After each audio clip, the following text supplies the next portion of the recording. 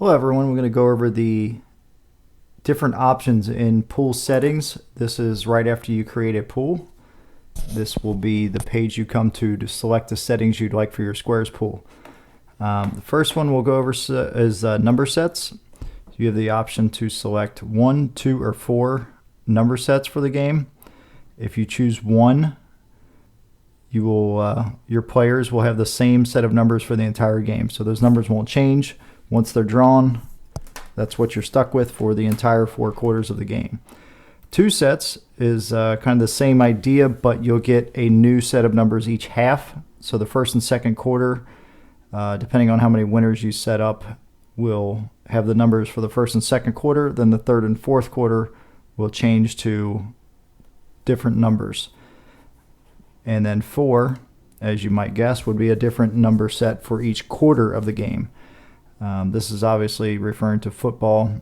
You can make it work for any other event that you choose. If you wanted to do a basic board without the game attached to it, we have that option as well.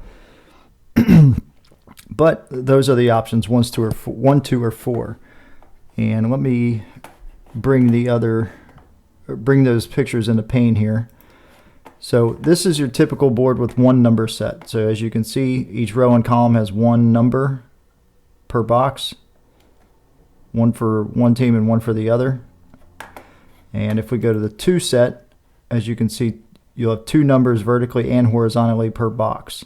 So the 0 relates to the first quarter, or the first half, I'm sorry. The 0 and the 9 will relate to the first half, and then the 8 and the 4 will relate to the second half. So this player would need a 0 and a 9 at some point in the first or second quarter. I'm sorry, at the end of the first or the second quarter, and then a 4 and 8 at the end of the third or the fourth quarter. Same way with the 4 numbers.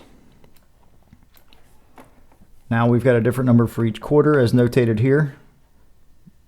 So top left relates to the first quarter, top right second quarter, third quarter on the bottom left, and the final score on the bottom right.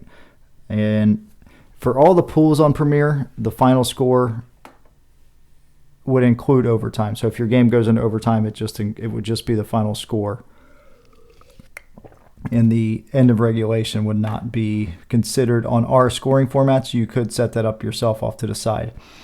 So again, for this top left box to win, the score would need to be ending in an 8 and an 8 at the end of the first quarter, and then a 5 and a 7 for the second quarter, a 9 and a 5 for the third quarter, and a 7 and a 1 for the final score. So that's how that works. And then we'll head back to now the number of winners. So this is the frequency that the system will record a winner or rule a winner.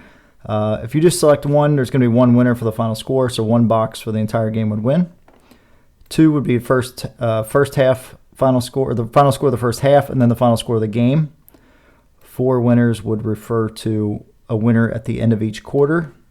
And once again, I just went over how the final score would work in the case of overtime. And 8 winners will get you a winner every half quarter, essentially. So the 7:30 mark of each quarter, and then the end of each quarter would give you a winner. The squares per user, this just sets a maximum that each player can use.